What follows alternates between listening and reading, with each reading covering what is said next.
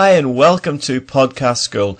This is a video podcast on A2 Technology and Design, and we're going to be looking at the SIA revised syllabus for this, and indeed this section comes from Unit 3.7 and is entitled Boolean Arithmatic. So this video podcast is going to cover the following things: Boolean Arithmatic, which will include Boolean addition, Boolean multiplication, and Boolean algebra.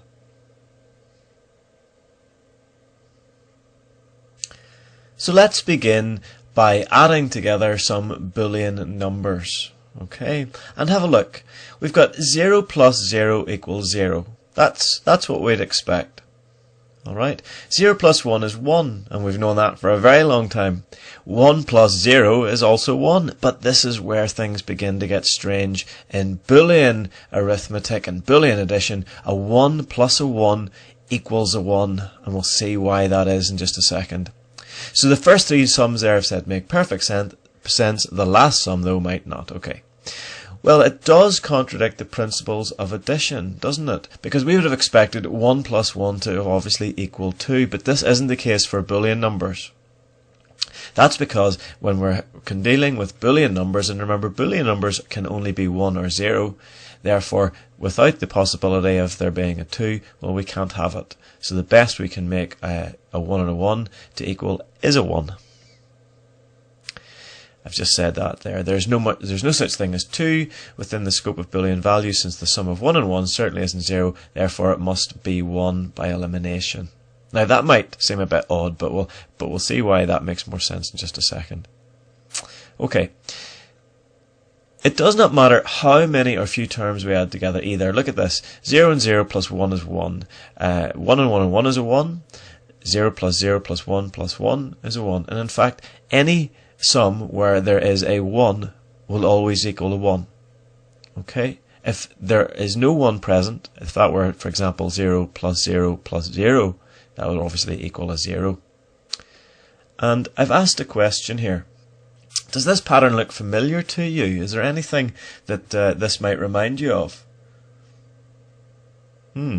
Well, in fact, let's get a bit closer to the actual matter. If there's a logic gate involved, what do you think it might be? In other words, what sort of logic gate does this pattern remind you of? Whereby if a 1 is present, the output is always a 1. Yeah, you got it. It's an OR gate. Remember, here's the truth table from an OR gate. A 0 and a 0 is a 0. A 0 and a 1 is a 1, remember? A 1 and a 1 is a 1. And a 1 and a 0 is a 1. You've known that from AS level. And if you look at the animation on the right, you can see that if A or B is closed, then Q will be lit. The LED will be lit. Alright? It goes off whenever A is open and B is open, but if B is closed, then it lights, and indeed, if they're both closed, it lights. In other words, there's no difference between the output state of the LED if one is closed or if both are closed. And that's kind of tying back to our Boolean algebra. In other words, the light doesn't get twice as bright when both are closed. Okay? It's just as bright when one is closed, one switch is closed. Okay? So perhaps that makes this Boolean algebra stuff just a little bit easier to understand. Okay, what logic gate then? So if that was addition before, this is multiplication. So have a look at this. 0 and 0, 0 times 0 equals a 0. A 0 times 1 is a 0. Odd. 1 times 0 is a 0. Again, sorry, I said that was odd. It's not odd at all. That's normal. 1 times 0 is a 0. That's normal. A 1 times a 1 is a 1. So what logic gate does that remind you of? Yeah, an AND gate. Okay, because both have to be a 1 in order for there to be a 1 at the output. Look at the animation again. Okay, so there's the truth table. So if A and B are both closed, that's the only time that the output will be high. Okay, so we can think back to this set of values here, where 1 and a 1 gives us a 1. So something to do with multiplication here is tied up with the AND gate.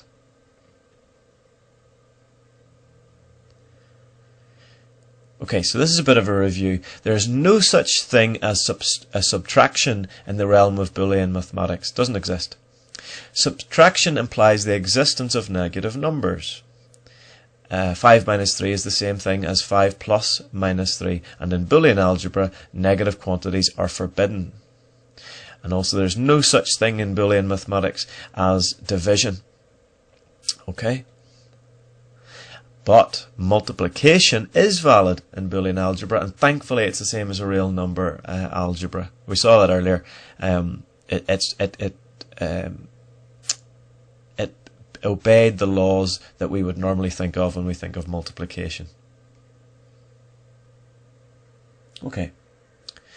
I've said there, like normal algebra, Boolean algebra uses alphabetical letters to denote variables, but we always must keep them as capitals. Because they're allowed to possess only one of two values, remember 1 or 0, each variable has a complement, i.e. that's its opposite value. For example, if a has a value of 0, then the complement of a is a 1. Boolean notation uses a bar, and we're going to show you that now. So if a equals a 0, for example, then we say that a bar, this a with a bar over it, must equal 1. In other words, its opposite, or its complement. And also, if a equals a 1, then of course a bar must equal a 0. Okay, and if you look at a NOT gate, then a as the input must give us a bar at the output. Okay, so Boolean addition is equivalent to the OR logic function. We saw that. So when you think of OR functions, you can think of it being addition within Boolean algebra. Similarly, if we think of an AND gate, then that's got something to do with multiplication. So multiplication and AND gates go together. And the complement of any Boolean number is a NOT logic function. Okay, that's it for now. This is the start of a lot of work which we're going to be looking at within Boolean algebra, electronics, logic gates, and it all goes on from here. So hopefully this hasn't been too much or too bad an introduction to this stuff. Okay, until next time then, bye bye.